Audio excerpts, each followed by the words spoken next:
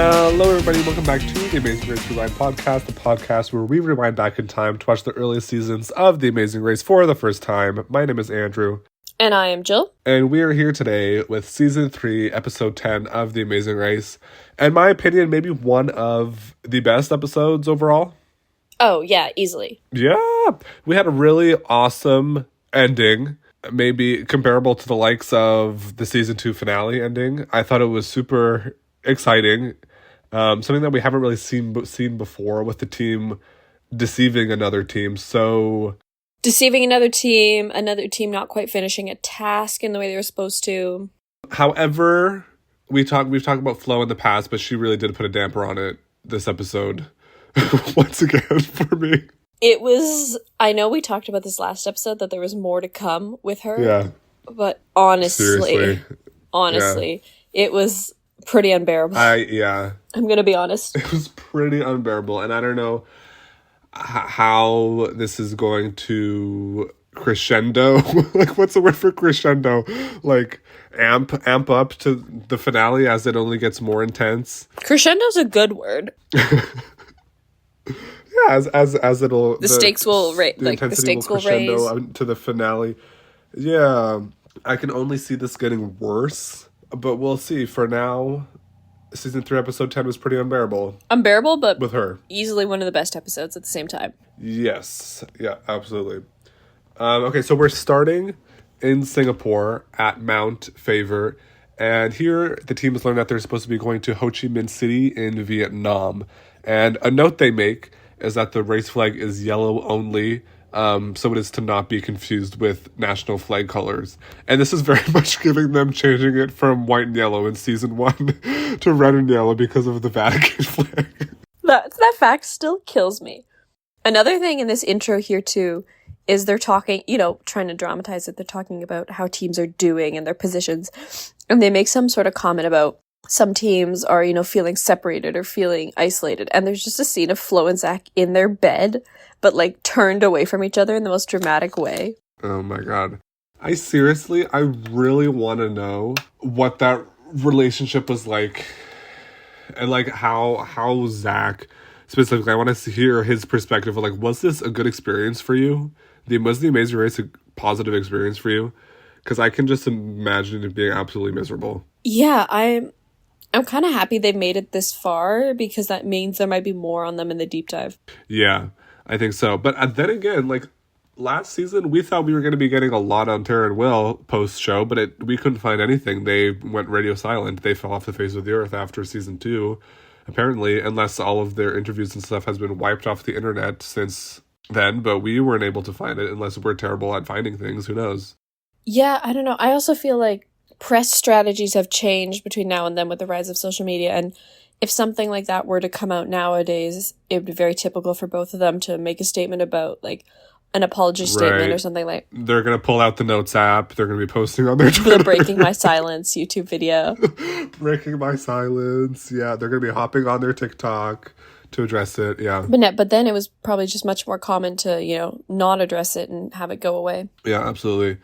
Okay, so the clue box is also green here, which I noticed, and I don't think there's usually green, which is a minimal change. But anyway, so they're told to go to the statue of Bac Ho, who is the leader of communist forces during the Vietnam War. And we do get a little bit of Vietnam War perspective with, what's his name?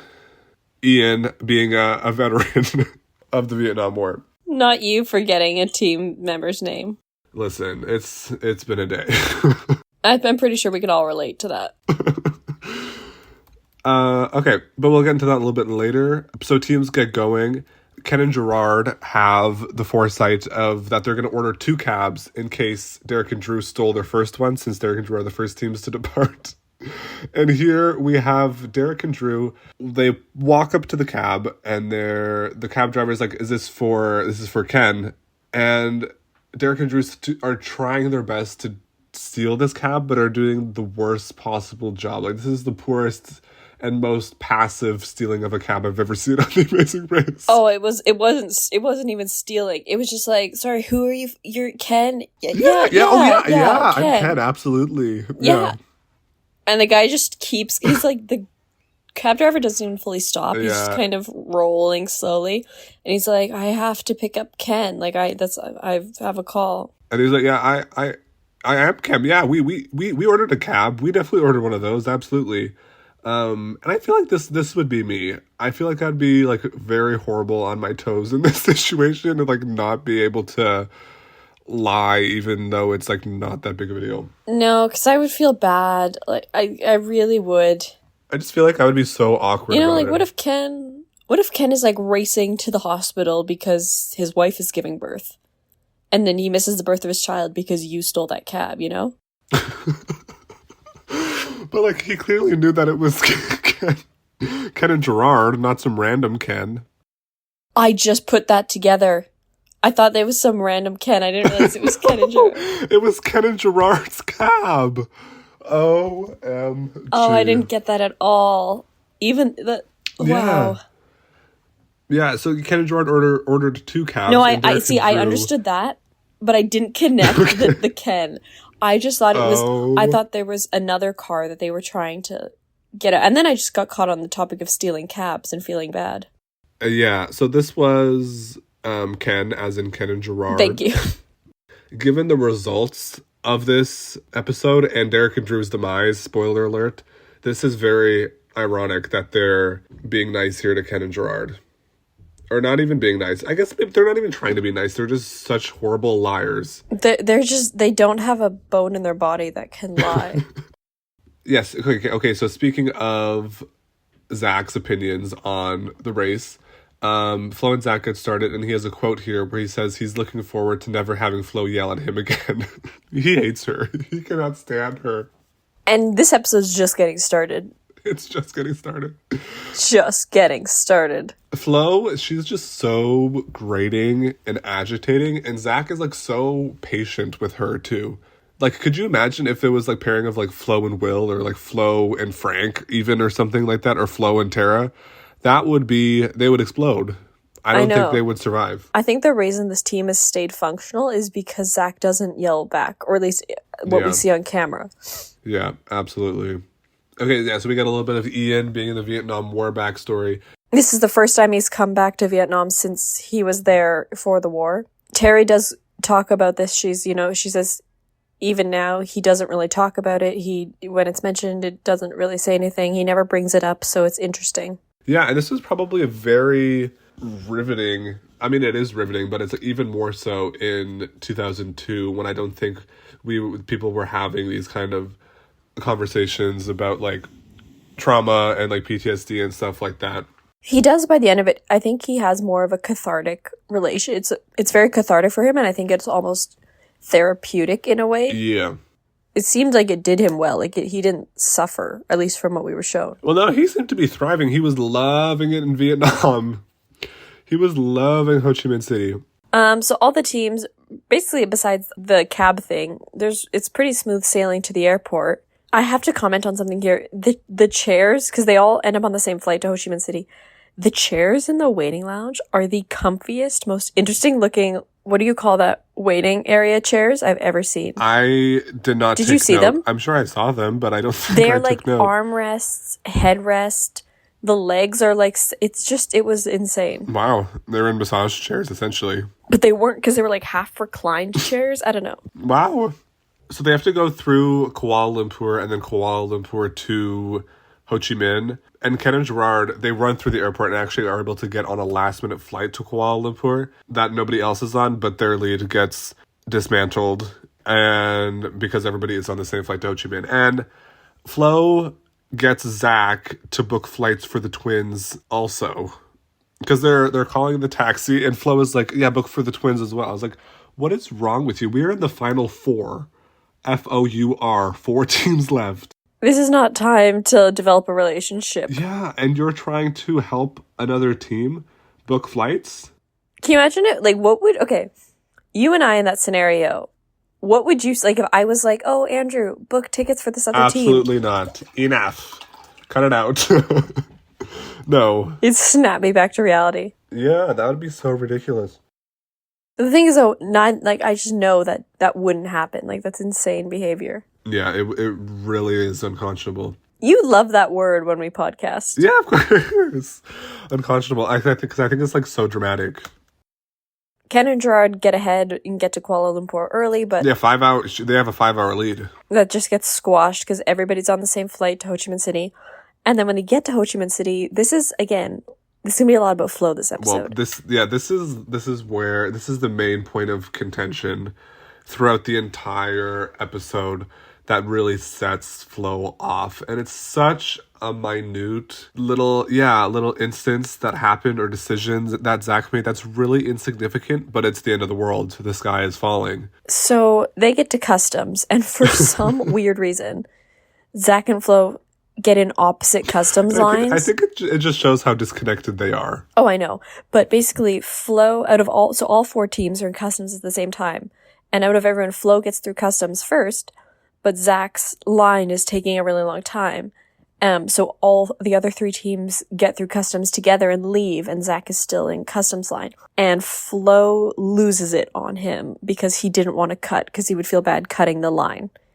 She loses it. She is angry, per usual, and is harping on him. And once they get through the line and in the cab, and he's just sitting there taking it, she's going on a full-on diatribe. She's just like completely lost her mind. And the thing is, he explains it in such a calm voice. He's just like, I would feel bad cutting. He's like, that's not who I am. And she's just, see, the thing is, I feel like I can't make fun of her too much because I also, when getting angry, have a very like pitchy, whiny voice, I feel like. Yeah, I think that's part of it too. It's like, part of it is her voice. Yeah, well, it really doesn't help her case. No. For likability wise. And she's talking about, she has quote here, I'm tired of having to scream and override your decisions. Yeah, like berates him, demeans him, talks down to him. She at some point says to him, don't try and play the moralist now, which is bold coming from a girl flirting with a guy on another team. And then she also says something about, like, there's no physical risks associated with cutting through a line. Oh, yeah, because he's like, well, this is like the same as you not wanting to do the rappelling or the bungee jumping and stuff like that. And she's like, but there's physical risk People die from with that. Well, did they really? Yeah. It just goes on and on. Yeah, it's like a really solid chunk of the episode of them just discussing this matter. And her saying how, like, and Zach just kind of like laughs it off or whatever, and then she goes off him on like another tangent about how like he's trivializing it and like, why aren't you taking this seriously? It's like, if you were taking this seriously, you wouldn't be like laughing and you wouldn't have done this and that and this and the other thing. And it's all too much. Really is. We should address where they're going in Ho Chi Minh City. So they're expected to go into the, like, leave the city and go to the Mekong Delta and find a quite well-known floating market. And this is where we encounter our detour. Yes. So the detour is easy buy and hard sell. So for easy buy, you're going to take a sand pan into a floating market and find the stand that sells water coconuts. And the thing is that finding this right stall will take a long time. Whereas for a hard sell, there you will get a basket filled with fruit and you have to go around the market and pretty much beg people to buy your fruit. To earn the equivalent of $2.50 American cents, and each piece of fruit is worth about 6 cents. Phil lets us know. Yeah. So what do you think? Which one are we doing? We should also add to that, as the teams are coming in and while they're doing these tasks, quite a large rainstorm comes in, and this looked miserable. This really impacts some of the teams' decisions. I would say. Yeah, the storm, the weather, it seemed, it was windy, it was raining, it looked cold, I was happy I wasn't there, I was happy I was inside and not having to deal with that. But I think you and I doing this, if we account for the weather as well, which one are we doing? It's really a tough decision, It is. This might be the toughest detour decision yet. Yeah, like, in the sense, like, of a detour, it was a well set up detour. It was even. I liked it, but I think it would be easy buy because I think I would have a better time navigating than I would have selling. I feel like you and I are not as much salespeople. Like, no, I think you and I would feel quite bad having to, like, begging people to buy stuff. Yeah, Whereas with Easy Sail, you just get in the boat, you navigate, you have someone driving the boat, so you just have to navigate, and you go and buy a one water coconut. Yeah, so Ken and Gerard are the first to embark on this detour, and they choose to do Easy Buy. And they're on this boat, and they're just yelling, water coconut! And because it is the store of the century right now, the vendors throw blankets over the fruit. So the Ken and Gerard can't even see what kind of fruits they're selling. So they see that happens, and then they decide that they pretty much have no choice but to do the other task. And this is interesting because they then, take the boat back, but the Wonder Twins arrive with their little umbrellas. Yeah, of course. It's so ridiculous. They've got these umbrellas over each of them in the boats. But Ken and Gerard kind of lie to them because they make them think they've completed the task. Yeah, they're like, woo, as they pass by, meanwhile. And then, so by the time Ken and Gerard get back to switch the detours, Flo and Zach arrive, and that influences Flo and Zach to do the hard sell detour because they saw that Ken and Gerard switched. And this is another moment because it's pouring rain, like complete torrential downpour, and Zach wants to get out a rain jacket, and that is not okay. No time for the rain jacket. No time for the rain jacket. No time to take your pants and honestly, the shorts. By the time Flo was finished yelling at Zach, they could have both gotten rain jackets on. Yeah.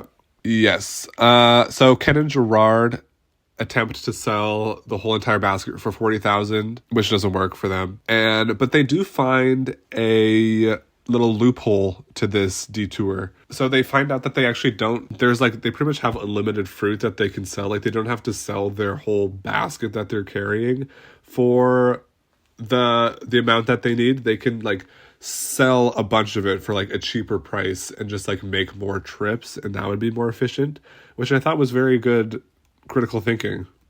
It was smart, yeah, and it does pay off a little bit. Yeah. But despite that, Terry and Ian, they do the Easy Buy, and they are able to finish the detour first. And they're told to go back to Ho Chi Minh City, which is just ridiculous from a leg design perspective, and find the route marker by the Saigon River. It's just and it's so randomly placed that we will get to that, but it is difficult for some teams to find. Yeah, and an issue I have with the task like this, with the detour, where you go and find something, is that the twins immediately see where Terry and Ian went and then can just go and follow where they went without having to struggle through the task themselves.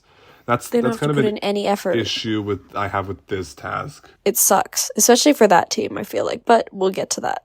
I don't know. Did it help them? We'll get to that. We will get to that. So Ian is having the time of his life. I have written down here, he's just loving the locals. He's really having a, like you said, cathartic experience, it seems. And he loves Vietnam. Flo and Zach finish the detour, and Zach goes to leave, and Flo yells, "Why are you leaving me here?" I was I think we're actually witnessing a total mental breakdown here. We need a psych evaluation. I feel legitimately today, I feel like they would pull her from the race. I understand that you're tired and you feel gross and you're not eating well and you're in different time zones and you're constantly traveling. But I feel like, yeah, for the sake of the both teams, although it makes great TV, this is not at all a healthy partnership at this point. No, because it's not a rational response at all. Okay, Zach finished the detour and he's going to leave. So probably assuming that Flo would follow him, and she yells at him for leaving her. I think she's fed up with him, and he's just, because he's so passive, he's not going to yell back at her. So Terry and Ian arrive at the Saigon River, the roadblock first, and we learn that the, what's it called? Prompt. I was what word are you trying to find? Should have strong legs and a strong back. Instantly, this isn't me. No. Yeah, I'll do this, sure. So the roadblock is to ride a cyclo bike through a course with your partner and onto a ferry. And your partner is riding this on in front of the bike, and it's kind of there's an attachment to the front of the bike with a full seat where you put your bags and your partner, and then the bike is behind and that person is steering.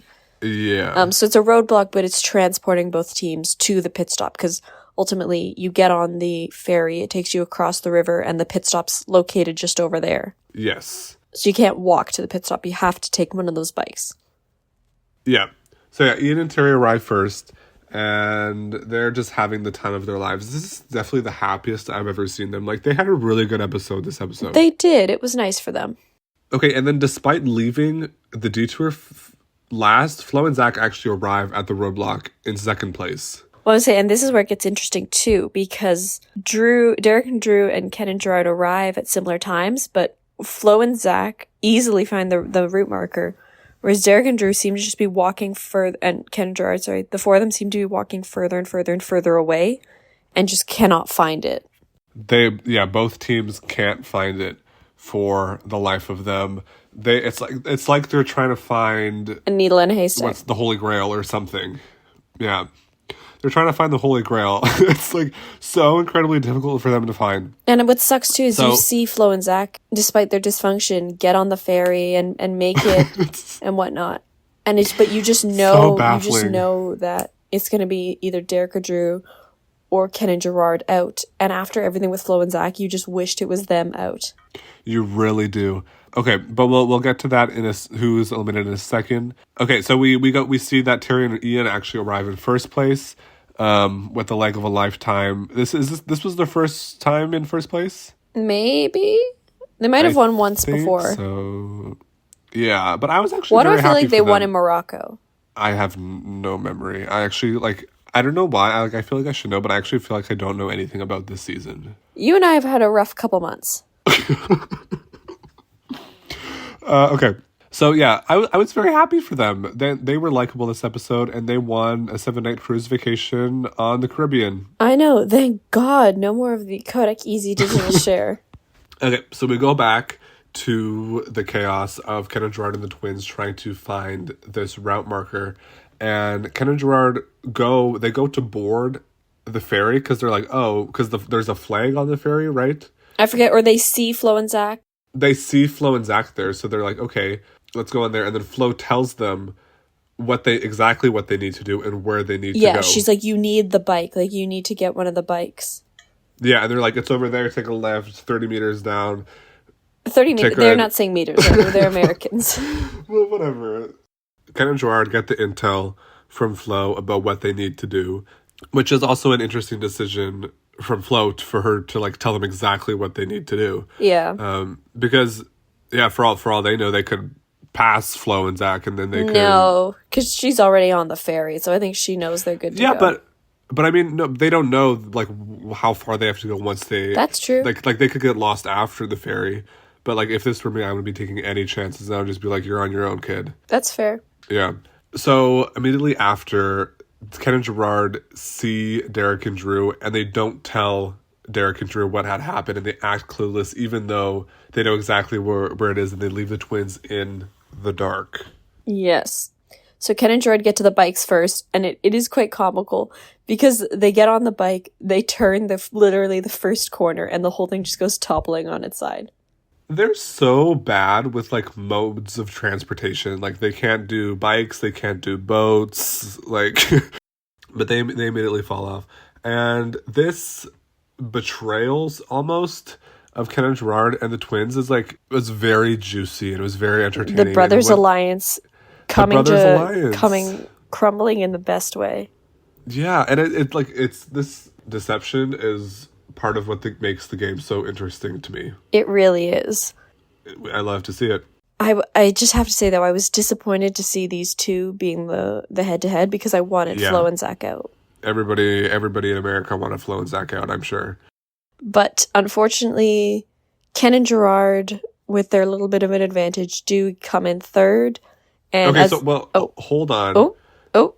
So what had happened was that Derek and Drew, they get on the ferry without a bike because they saw Flo and Zach on there. Yes. And they get off the boat and see the sign that tells them where to park their cyclos. And they're like, what? What's a cyclo? And they're all confused and kind of stumble on over to the pit stop. And then Phil tells them they need to complete the roadblock. So he sends them back. And I have here, they essentially, they got screwed over by both Ken and Gerard and Flo and Zach. Because by Flo telling Ken and Gerard and not telling Derek and Drew, even though she didn't have the opportunity to tell Derek and Drew. Telling Ken and Gerard inadvertently screwed over Derek and Drew. It really did, yeah. Yeah, and it was actually really heartbreaking for the twins, for like them knowing that they're in last. Oh, I know. Especially considering like what they've went through with Ken and Gerard, like how they were like targeted and they were like kind of underdogs for a second and this and that. I know, it was a bittersweet end for the twins.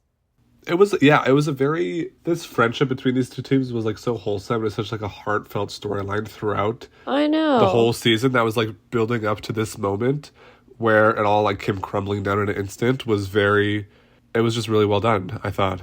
And as the twins are like going back on their boat, there's like dramatic close-up shots of their faces and like how they're disappointed.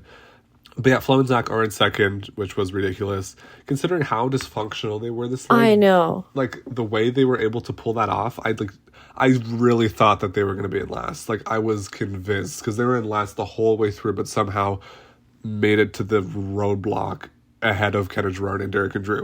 I know. But nevertheless, this brings us to our top three, which is an interesting top three. We've got Terry and Ian, Flo and Zach, and Ken and Gerard. If you had asked me this off the top of the season, I don't know if this is what I would have told you. There's such a hodgepodge of teams. Like, where are these random. hodgepodge? It really is. Is that the correct way to use that? Yeah, Hodgepodge? I'm just appalled, or not appalled. I'm shocked that this terminology. Well, they really are maybe like so unlikely. Such an unlikely final three. And I like, because I know we've said this with the past two seasons a little bit, but there really is an unpredictability about who could win here. The only kind of advantage that anyone has, I'd say, is if it comes to a foot race, it would probably be Flo and Zach. Maybe. If, last time it was she couldn't carry her bags, so Zach had to carry them for her. Yeah. And I mean, comparing this final three to season 2, which was Chris and Alex, Blake and Paige, Will and Tara, they were all young teams, like in good shape. And it's not that most of them are in decent shape. It's just some of them are, in their 40s or 50s. Yeah. Like looking at season 1 and season 2 with like you have with people like Frank and like the Guidos were in like really great shape and they're really well traveled. And then as well as who won season 1? Brendan and Brendan and Alex. No, Rob. I get the four of them mixed up. Yeah, they all look the same. Yeah, they were. They really are. They're really season 1 and season 2 winners. They're all the same person. Clone. But yeah, like it's really an anomaly, these three teams, in comparison to the first 2 seasons, of course. But you know what? That makes me excited for the finale, which will be in 2 parts. Yeah, which actually I was expecting this episode to be a non-elimination. Because I thought they were gonna go into the finale with 4 teams and then count 1 and then do the final. But I was actually happy that it was an elimination because it just made it so much more dramatic. And it just felt so much more heavy and raw and real that this had happened to Derek and Drew, which were frontrunners to win this whole thing. Exactly. Meanwhile, here come Terry and Ian, first place, right at the end. They're pulling it out. Yeah, so who knows? But yeah, conclusively, great episode. And we're looking forward to what's to come. We're looking forward for what's to come. Do you have an Amazing Race mindset this week? Do I? Oh, okay. I've been working on a project lately that has been a lot of stress, a lot of responsibility, and a lot of compounding of jobs. And my Amazing Race mindset was to essentially get to the end of this project because there was a timed deadline in one piece in the best shape that I can. And I did it, you know what? And I would say it was the best training for the Amazing Race I have undergone so far. There was a lot of stress and a lot of responsibility and a lot of work, and I pulled it off. So, like, was there something in particular, or was it just, like, you had, like, task after task after task after task? That's kind of what it was, like, Amazing Race That was it. Like? It was tasks and documentation and everything that comes with the project, legal documentation, people interaction, that kind of stuff. Right. Everything had to get done. And it felt like Amazing Race tasks because I couldn't not do one task. And to get to the end of the leg, you couldn't take the penalty. I couldn't take the penalty. I had to get through it all. So that's what I'm in a timely manner at that. In a very, very strictly timed manner. What about you? So for me, I have this thing where, like, when I'm studying is that I don't study the way I should be until like the last minute, until like the guttural panic has set in, and it's like I don't know anything and I need to study. So it always kicks in for me like the day before an exam. So like the focus with that was very much the Amazing Race mindset, and then also the writing of an examination. As soon as I enter that room, An exam, comma, an examination. Yeah, when I enter that examination room, a switch flips. And you become an amazing racer. Yeah, in the sense that you're trying to finish your exam first? No, Okay. absolutely not. In the sense that I'm just completely in the zone. I see. Inhibiting the amazing race mindset. Inhabiting, you mean? Yeah. Inhibiting. I'm doing the opposite. I'm activating. I'm so sorry. My brain is fried. Yeah, so that's mine. If you're in finals right now, you try the Amazing Race mindset. See if it'll work for you. It works for me when I'm writing. I pretend when I hand it in, I go check. You wait for Phil to meet you outside the examination hall. Yeah, and that's it. And I'm checked in first place. Thank you. And you win a Kodak Easy Digital Share camera. Yeah. They take a What if I selfie in get front you of one the of those Statue for Liberty. Christmas this year? That would kill me. You open your gift from me kill me. and it's a Kodak Easy Digital Share. I'd be like, what am I doing with this? I'd probably be happy for it, actually. Digital cameras are a thing digital now. cameras, yeah, they're all the rage. Yeah. Although I don't know about if the Kodak Digital Easy Share Easy is the Digital vibe that Share, people try and Andrew. go for. Well, whatever. We've lost it. We have. Anyway, if you have utilized Amazing Race Mindset, let us know. AmazingRaceRewind@gmail.com or the podcast Instagram at Amazing Race Rewind. We love hearing from you guys, and especially start sending us stuff for the deep dive. That would be greatly Absolutely. appreciated. So with that, please give us a good rating. Help us out a lot. And we'll see you guys on the finale. Part 1. Part 1. Yeah. All right. Because it is two hours. Bye. Okay, bye.